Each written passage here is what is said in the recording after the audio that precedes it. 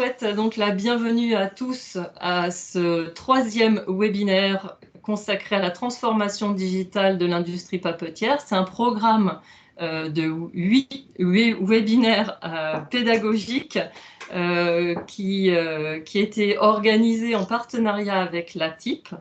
Voilà, et qui vise à accompagner donc, la réflexion sur la transformation digitale dans l'industrie papetière.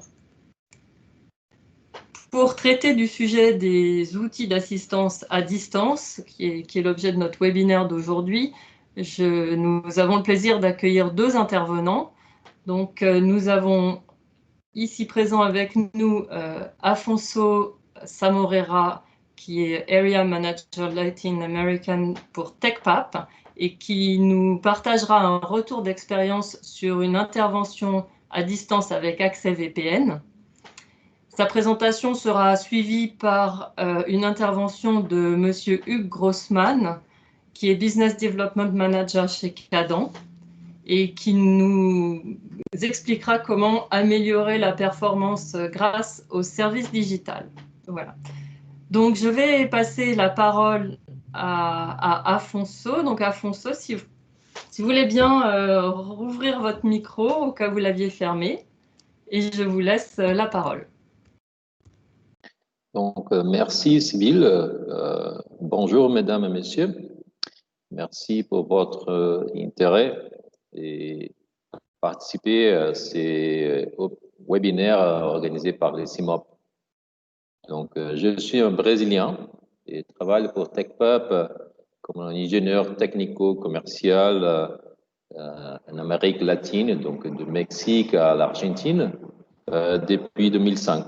Je reste basé au Brésil pour être plus proche à notre client.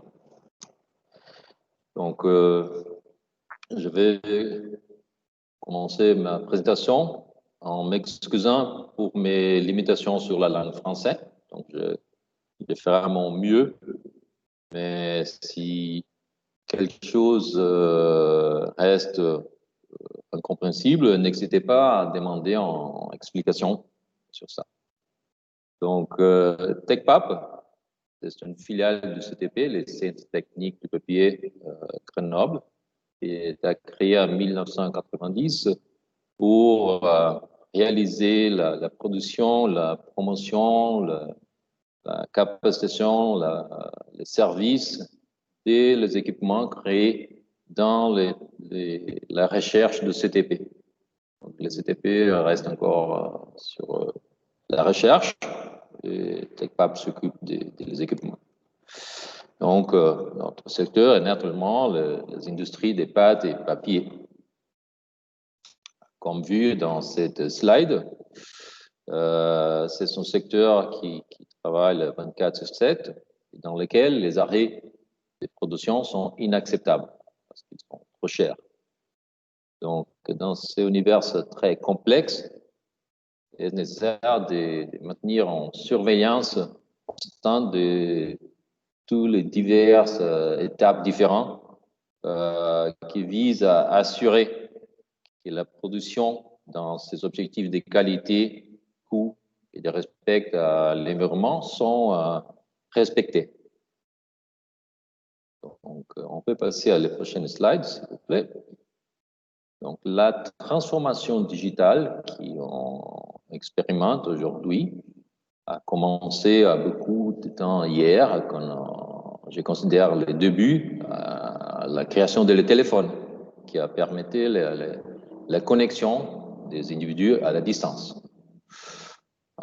Presque 100 ans après, Xerox a breveté les téléfax, et après ça, l'histoire est un peu déjà connue pour nous-mêmes.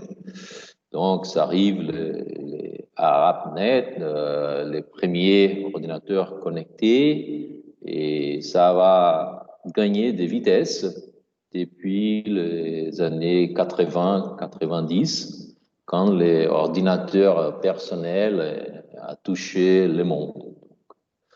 Ici, il y a beaucoup d'infos qu'on résume, qui regarde. En 1971, nous avons des 23 ordinateurs connectés sur les ARPANET. À 1987, nous avons 10 000.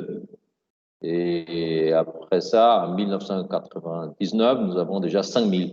C'est exponentiel. Suivre les lois des morts. Et voilà. Après l'ordinateur, ça revient les téléphones portables qui, au final, sommés et aujourd'hui sont des petits ordinateurs qui sont à notre main. Nous sommes déjà les 4G, ça vient les 5G, et tout ça a transformé, comme tout le monde sait bien, le monde. La forme qui on vit, qui on se relationne, qui on se connecte, complètement changé depuis les dernières 20 années. Donc, on peut passer à les prochaines slides. Nous ne faisons pas d'exception à la règle. Nouvelle demande de nos clients qui a fait des gros investissements sur l'automatisation de leurs procès et de nouveaux équipements pour faire des tests en ligne, nous impose des nouveaux challenges, nouveaux défis. Comment est-ce qu'on peut supporter ça? Comment est-ce qu'on va soutenir l'opération de notre client qui ne peut pas arrêter? Est-ce qu'on peut concilier ces exigences avec les limitations et les contraintes? Donc, les exigences sont une assistance immédiate, rapide, avec un coût minimal. Parce qu'il y a les coûts d'arrêt des productions et les coûts de la maintenance. Donc, comment est-ce qu'on peut faire la conciliation de ça? Et les contraintes sont bien connues. La disponibilité du client et des fournisseurs, les connaissances des deux côtés, les distances entre le client et les fournisseurs, qui va ajouter des temps de voyage, les coûts de voyage.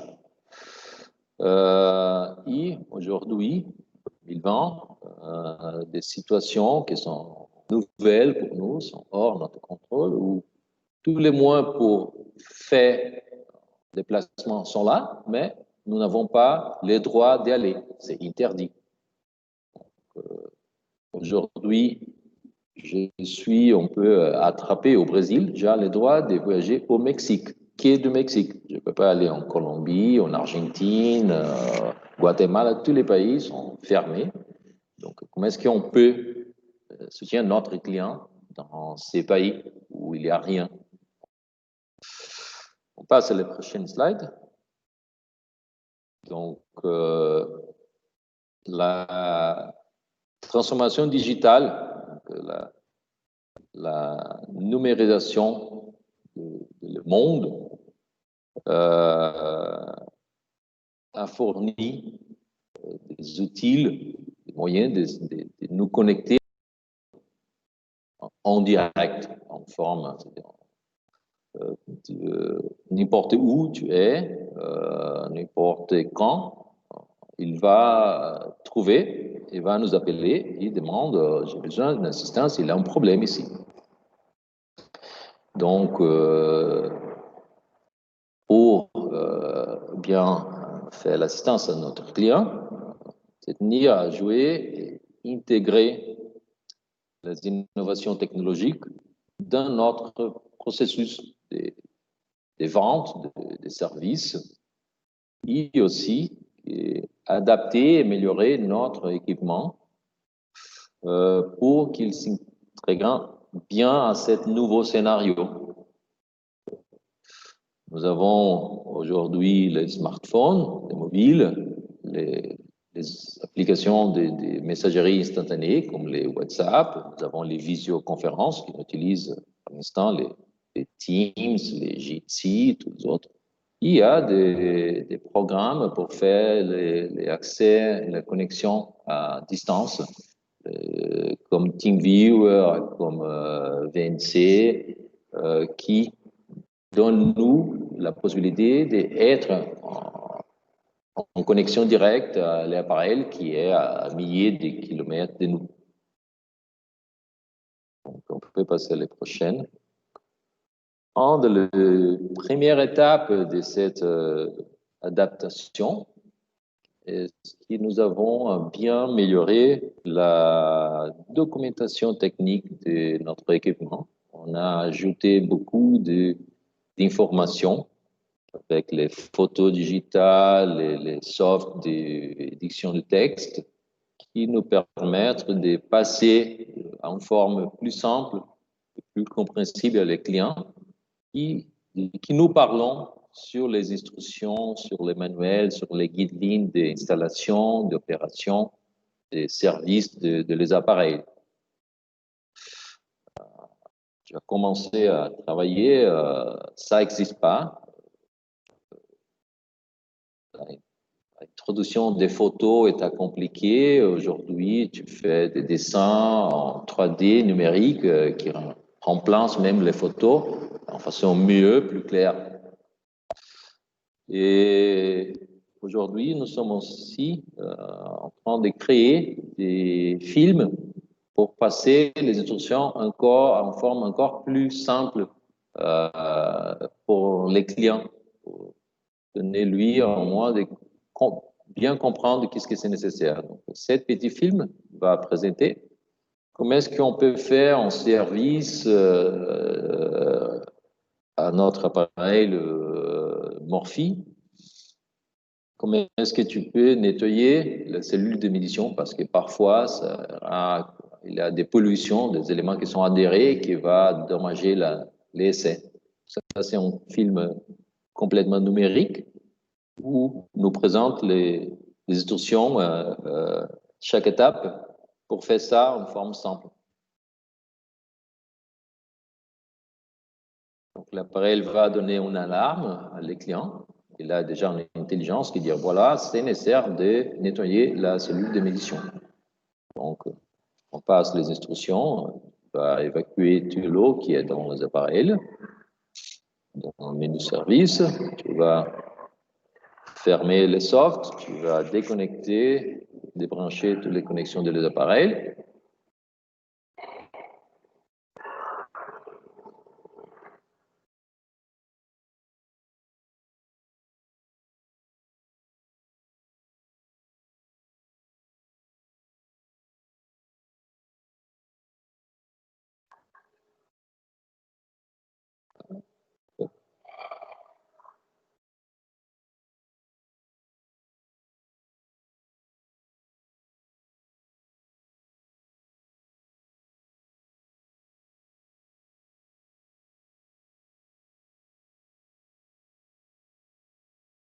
On va débrancher la connexion de l'alimentation et des signaux de vidéo de la caméra.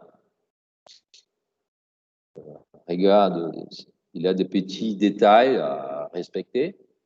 Et si tu écris ça, c'est une chose dure. Il y a du monde qui veut lire, mais quand il regarde un film, c'est super simple à comprendre et suivre les instructions exactement pour éviter de dédommager quelque chose. Tu peux faire le travail.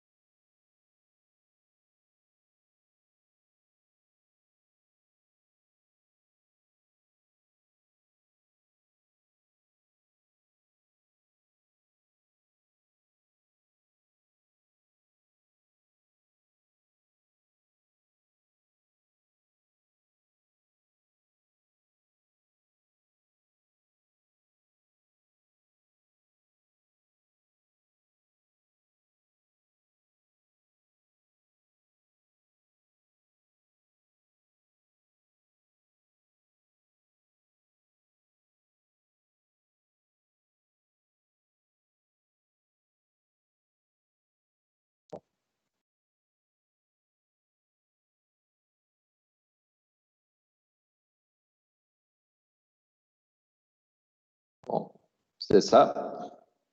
On passe à la prochaine slide. Non, il a recule 1, s'il vous plaît. Il manque 1. Après les films, tu peux passer, non? avance 2. Peut-être c'est inversé. Non. Il manque un slide. Bon, pas de problème. Donc, il y a aussi la situation qui, tous les nouveaux appareils, traditionnellement, nous sommes allés à l'usine pour faire la formation, la captation des nouveaux utilisateurs personnellement. Donc, nous sommes allés en personne pour faire ça. À l'instant, c'est pas possible.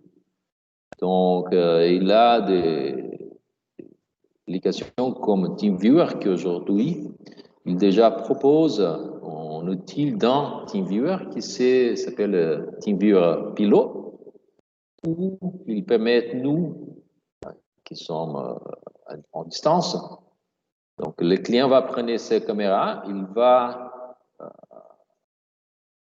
monter la caméra sur l'appareil et dans notre téléphone, on va peu circler ou marquer des boutons, des fils, qu'est-ce qu'il doit faire et il va regarder à son côté dans ses téléphones où nous avons marqué les positions, où est-ce qu'il doit faire l'intervention, où est-ce qu'il doit cliquer dans les softs. Donc, c'est une interaction qu'il appelle en réalité augmentée, en direct, en distance. Donc, ça rapproche plus et fait plus facilement la compréhension des instructions d'un à l'autre.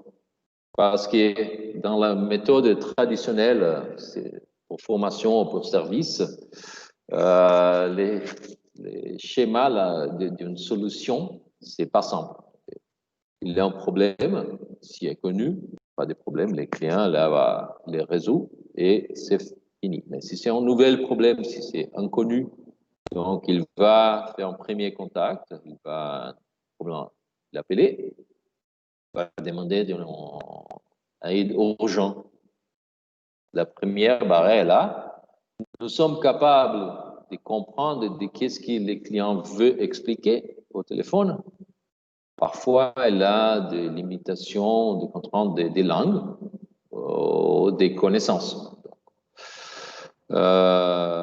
Si on bien comprend ça, on peut passer des instructions à les clients ou par téléphone ou envoyer un mail ou courriel avec des instructions. Si les instructions sont suffisantes et les clients les comprennent, il va solutionner les problèmes, donc pas de problème. Mais s'il ne comprend pas ou il n'y a pas de succès, on fait en solution, il va demander en visite sur site. Donc, il a le temps de répondre à cette demande pour organiser un voyage, pour faire les voyages, pour aller rentrer à l'usine, que ça va consommer du temps. Au contraire, si nous avons un système qui nous permet d'être en connexion directe avec l'appareil, on peut faire une assistance à distance en forme plus efficace qui, dans notre expérience, 90% des problèmes sont résolus en moins d'une journée après les premiers contacts de clients. Si nous avons cette possibilité. Parfois, il n'y a pas de limitations techniques, il y a des limitations de sécurité. Les usines ne veulent pas les droits de se connecter à leur réseau par des questions de sécurité. Il a peur que ça va donner en menace, en risque à leur système. Donc,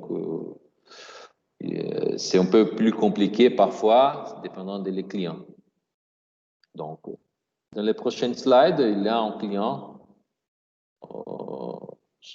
On revient sur ça au final comme en conclusion. On passe à la prochaine. C'est le cas réel.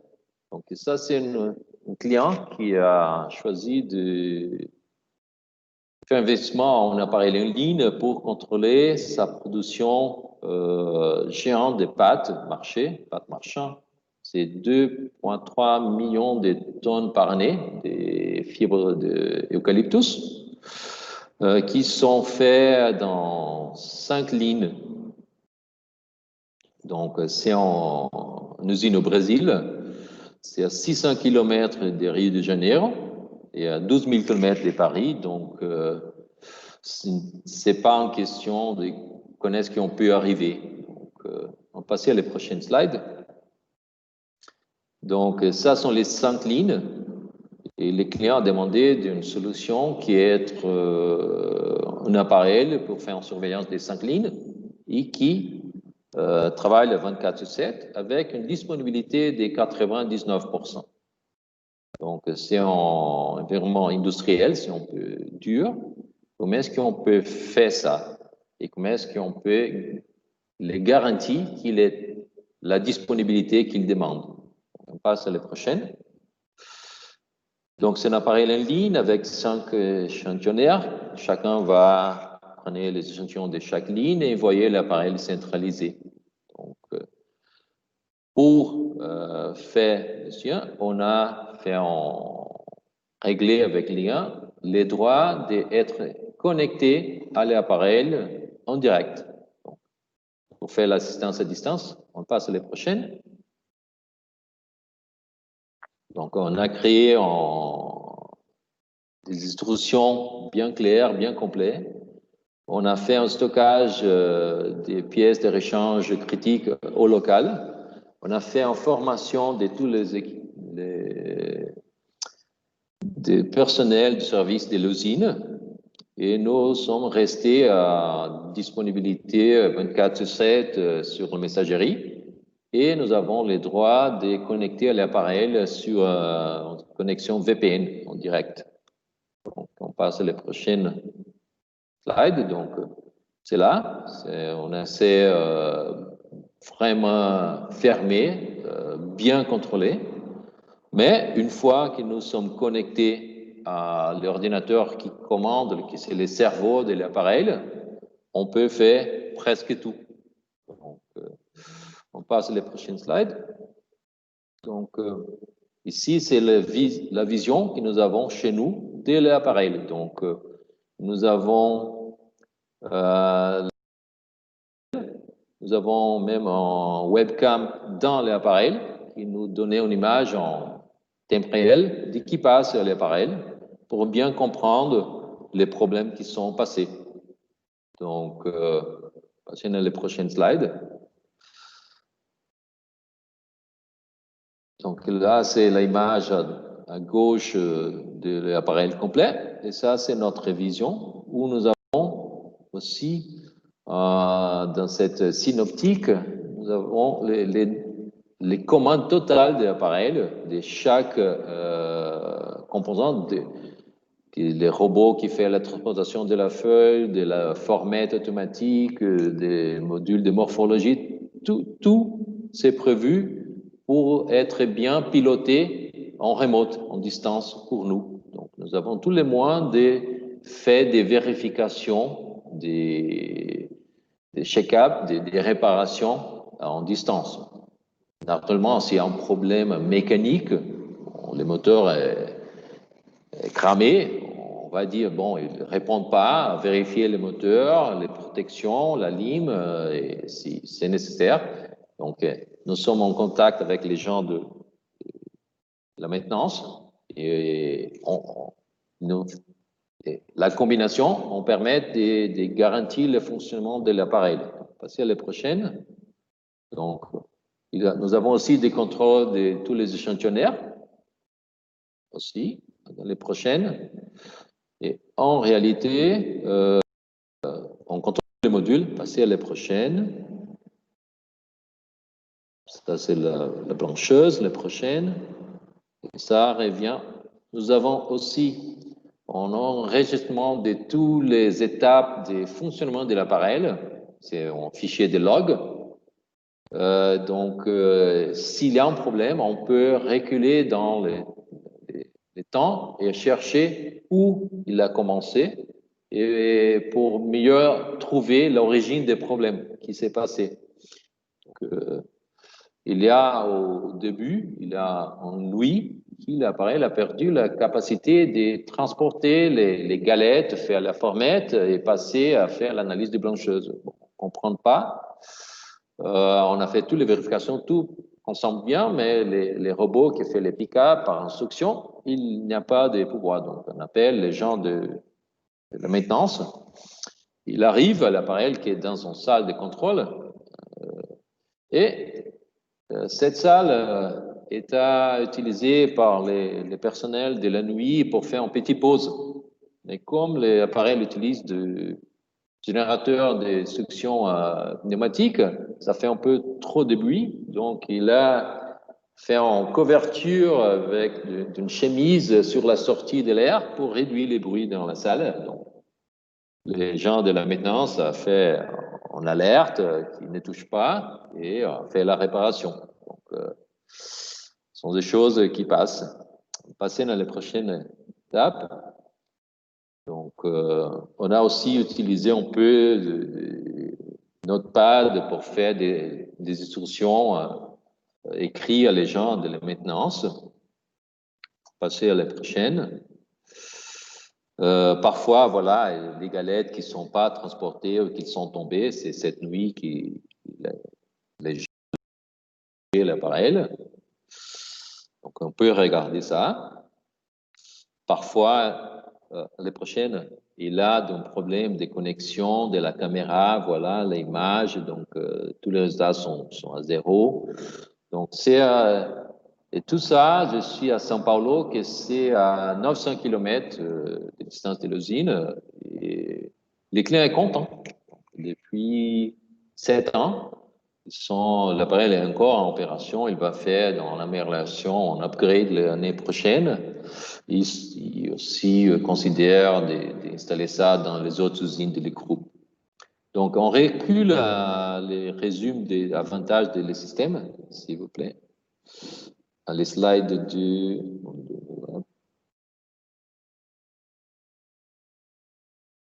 Voilà. En plus, non, en plus, hier, avant, voilà. Donc, l'assistance à distance va donner à nous aujourd'hui des solutions pour solutions immédiates, en vitesse de réponse très rapide. Les niveaux de résolution sont très élevés. On dit 90% des problèmes sont en solution en moins d'une journée. Tous les coûts sont réduits, les coûts d'arrêt, les coûts total de maintenance, les coûts de déplacement.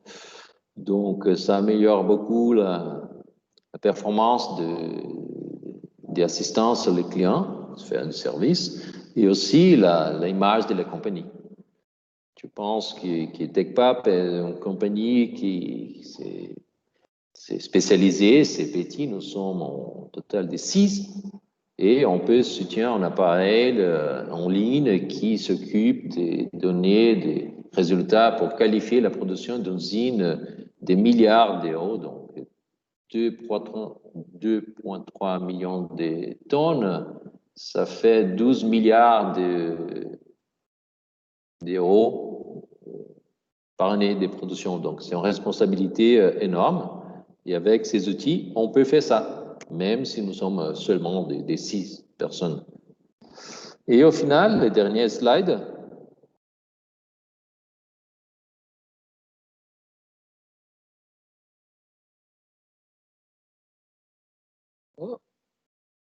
Donc, il n'est pas là, c'est en merci de votre attention. Et je passe à Sybille pour continuer. Merci beaucoup, Afonso, et désolé pour ces petits couacs avec la présentation qui nous ont obligés à faire quelques retours arrière et manifestement il manquait une slide. J'en suis désolée, je sais pas ce qui s'est passé. Pas de problème. Désolée.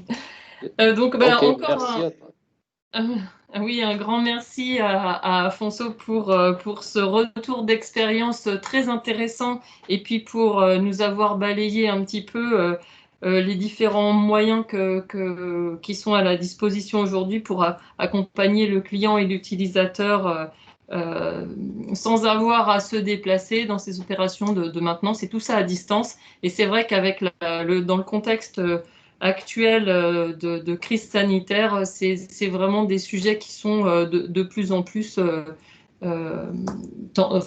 tendance. et dont on a besoin de s'emparer à bras-le-corps. Voilà, donc encore merci Afonso.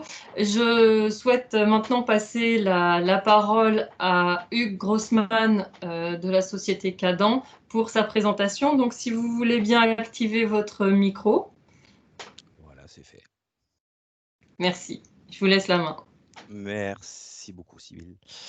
Donc, je vais vous parler de comment améliorer la performance grâce au service digital. Je vais essayer d'aller un peu vite pour pouvoir vous libérer à l'heure et vous laisser le temps de poser quelques questions. Donc, on peut même avancer de 2 slides. Je vais vous présenter le contexte. On travaille en tâche de fond sur la digitalisation et l'industrie 4.0 de notre côté, mais il faut être clair que la crise du Covid et les restrictions de voyage nous ont obligés à accélérer très fortement ce travail pour pouvoir proposer des solutions immédiatement.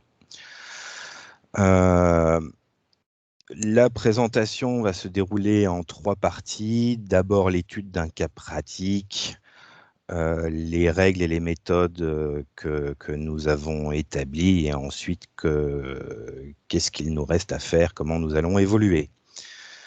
Ce premier cas pratique, voilà, c'est un client en Amérique du Sud, donc aussi très difficile de voyager. Une ligne de désancrage existante d'une grosse capacité. Nous avons vendu un bloc complet d'équipements intégré dans cette ligne existante. Dès le début du confinement, nous avons bien entendu anticipé ces difficultés de voyage, et donc avec le client, nous avons mené une réflexion sur la manière de réaliser les services. Les services qui avaient été vendus, c'était des FAT tests, donc concernant l'automatique, le DCS, un commissioning mécanique, un commissioning process et test en eau, et ensuite une mise en route pour de vrai, une mise en service pour de vrai. Donc, sur quoi il a fallu réfléchir? Les équipes impliquées de chaque côté, la documentation spécifique à développer, et là je rejoins ce qu'a dit Afonso, c'est très important. Les outils de communication et les plateformes, et ensuite, après cette réflexion, un accord avec le client et la préparation de ce service digital. La méthode que nous avons employée avec ce client, d'abord un kick-off chaque jour, vraiment chaque jour, c'est important, à haut niveau des membres des équipes de projet, afin de passer en revue les tâches effectuées, les tâches à faire, la planification et les difficultés particulières. La méthode, c'est aussi le développement d'une plateforme digitale qui va nous servir à communiquer, et il est important de mettre des règles de communication, et à échanger et stocker des documents pour du travail en commun. Et bien entendu, la méthode, c'est aussi la préparation à l'avance de la documentation spécifique à ce service digital. Quelques photos de comment se déroulait une journée. La première étape, le kick-off, donc avec toutes les équipes réunies. La slide suivante vous présente des exemples de documentation spécifique développée pour le service digital. La slide suivante vous présente des échanges entre le responsable du service digital et le client. Donc là, on rentre dans les détails de la communication. La slide suivante vous montre un exemple sur une page DCS avec des remarques qu'on a été amené à faire assez rapidement, entre le moment où il nous l'a envoyé et le moment où on les a retourné avec les commentaires. La communication est encore une fois, et le moyen de communiquer sont encore une fois très importants. La slide suivante, je ne sais pas si j'ai laissé la vidéo ou pas. Oui, voilà, ça montre le déroulement de la séquence sur le DCS du client. Donc, c'est la séquence de démarrage de l'équipement, remplissage en eau, démarrage du moteur, démarrage de la pompe, etc. Voilà, là, vous voyez la pompe qui démarre.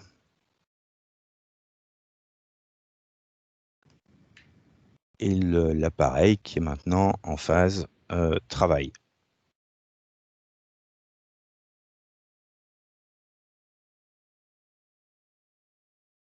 Avec les vannes qui s'ouvrent, etc. Conclusion sur ce cas pratique, sur la prochaine slide. Voilà, là, il s'arrête même. Voilà. Ou il recommence à 0. On peut passer à la prochaine slide. Voilà. Le bloc a été démarré avec succès et dans les temps prévus par le client avec notre assistance. Et nous avons commencé une communication régulière et surtout formalisée avec le client pour l'optimisation. La slide suivante nous présente notre retour d'expérience sur un de ces premiers services digitaux. Un des gros avantages, c'est un meilleur transfert du savoir-faire et de la connaissance du fournisseur vers le client, vers l'utilisateur. Ça nous a vraiment surpris à quel point il s'appropriait beaucoup plus rapidement l'équipement. Grosse implication des équipes du client. De notre côté, on a pu mettre à disposition les meilleurs experts pour réaliser cette mission. Et nous avons laissé une chance au client de pouvoir adopter un système assez flexible où on lui a laissé la possibilité de nous prévenir chaque fin de journée si il avait besoin de nous le jour suivant ou s'il voulait faire du travail de son côté avec les listes qu'on lui avait fournies et faire le point 2 jours après. Communication écrite, aucun problème avec les plateformes, au moins tout est écrit, on a des traces de tout. Les challenges qu'on a remarqués lors de cette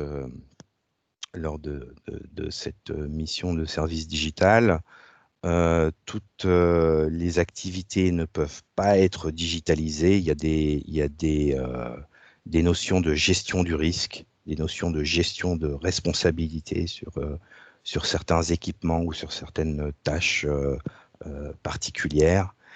Et effectivement, parfois, la communication écrite, certaines nuances sont plus difficiles à appréhender.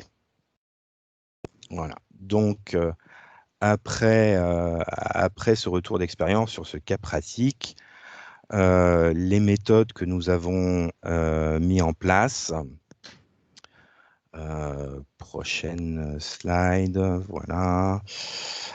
Donc, nous avons construit à partir de ces premières expériences des méthodes et des règles. En l'occurrence, ce type de service doit être préparé beaucoup plus en amont que le présentiel. Et il y a un gros travail, et c'est une des clés dans ces types de missions, c'est la préparation de documents beaucoup plus détaillés et l'anticipation des questions et des difficultés qu'on va avoir chez le client. Donc les documents, c'est notamment documents de planification, mais des checklists, des punchlists et aussi un manuel de démarrage digital on pourrait faire l'analogie avec les vidéos présentées tout à l'heure. On a besoin d'une plateforme digitale où il faut mettre en place des règles de communication, qui parle à qui. Il ne faut pas que ça parte dans tous les sens, très clairement, c'est important. Stockage des communications, des documents échangés, des documents validés par le client, des documents validés par le fournisseur. Ensuite, la slide d'après, voilà, il faut bien entendu des ressources humaines et donc des équipes dédiées, aussi bien chez le fournisseur que chez le client. Ce sont clairement des équipes dédiées. Ce n'est pas quelqu'un qui va faire quelque chose d'autre à côté en attendant.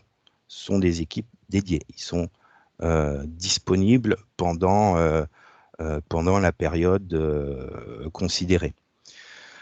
Dernière slide sur les méthodes.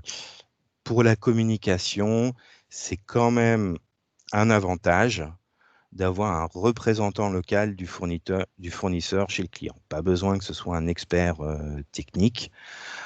C'est surtout pour assurer une meilleure communication, pouvoir faire passer des nuances dans la communication et pour rassurer certains clients.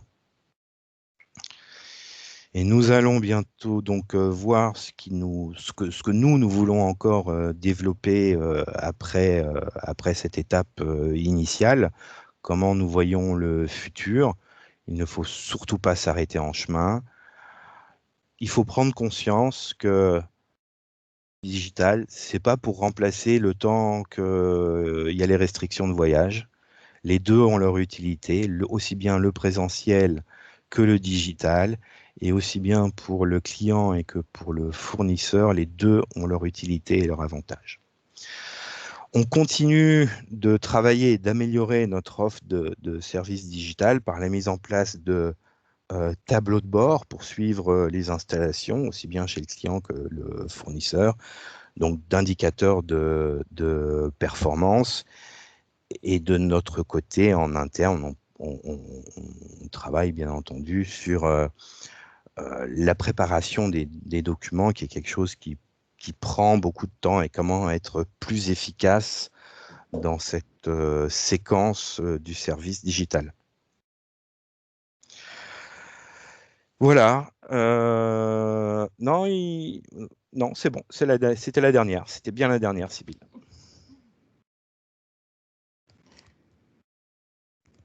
Très bien, merci beaucoup, Monsieur Grossman, pour ce retour, enfin, ce cas pratique, ce retour d'expérience.